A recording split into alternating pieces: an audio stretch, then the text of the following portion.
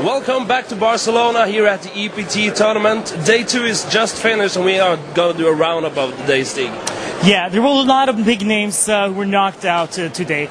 Daniel Negreanu, he was knocked out. Johnny Chan was knocked out. Patrick Antonius was knocked out. Further on, Phil Gordon was knocked out. David Williams was a casualty. And Noah Boken. And then there was Paul Wasika. And I talked to Paul straight after he'd been knocked out. Paul Wasika, you've just been knocked out in 60th place here in Barcelona. Tell us a little bit about your day. The day was pretty crazy. I started with 12,500, which was a really short stack, and I knew I was going to have to gamble because the structure was kind of the blinds were getting pretty high, and I didn't have many chips, so ended up sucking out. I got it all in with eights against pocket kings and ace 10, and ended up flopping a set. So that's how my day started. To triple up, so I can't really complain. Even if I took like the worst beat, I should have been out that hand. But I was happy with how I played. I won a lot of other big pots and ran it all the way up to 130,000, and then lost a couple big ones. One I had trips against another guy's trips, but he had me out kicked. So, but I was really happy with how I played. I felt I minimized the damage there. And then just kind of got grinded down, and then there was a guy to my right at this last table. He was kind of getting restless, so he decided to move it all in dark and made a big spiel out of that.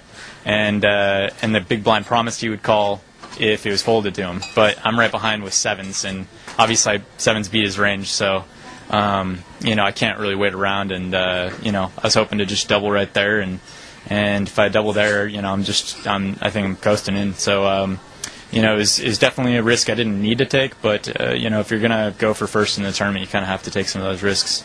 But he ended up having king, queen, and flopped it straight. So, pretty much drawn dead. But, I was happy with how I played.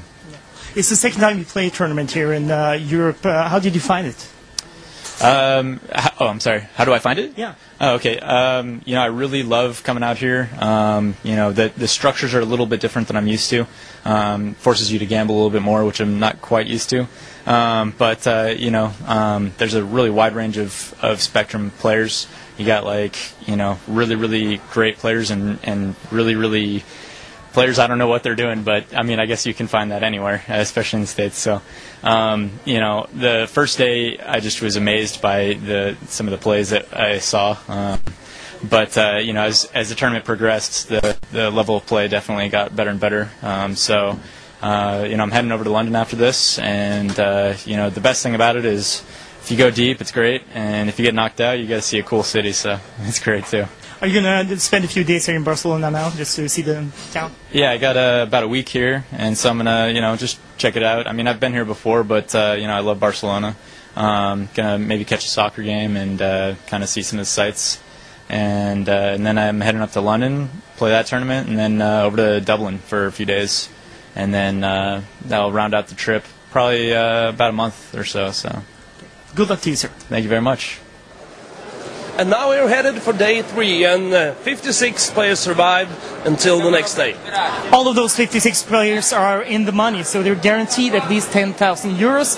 The winners take home 1,170,000 euros, so there's a lot of money at stake here. Some of the players who are through today 3, not that many well-known names. The chip leader is one Mohammed Kausari. I'm sorry if I mispronounced that. He's from Sweden. He's also known as Fast Freddy or the Terrorist, and he's known as one of the best internet players in the world, cash game. So he's doing well in tournaments as well. We got Mark Telcher from the UK. He's got about 300,000. Did I mention that Mohammed Kausari has 330,000 in chips, just so you know. Mark Telcher, 300,000. We got, last year's winner, Björn-Erik Lenne, who beat Phil Ivey heads up here in Barcelona. He's playing at 126,000, so he's got a shot at back-to-back titles. Other known names, Katja Tater from Germany. She won a World Series bracelet this year, I believe, in RAS. She's through, although short stacked. We got Michael Greco from the UK. He's also through. But apart from that, there's a lot of young internet players, a lot of not that known names who are through. So it's going to be an exciting day. Yeah, it's going to be a lot of action on day 3, and we'll see you tomorrow. My name is Lars Peter Landmark. And I'm Stig Moon. And we're here for Card Player Nordic.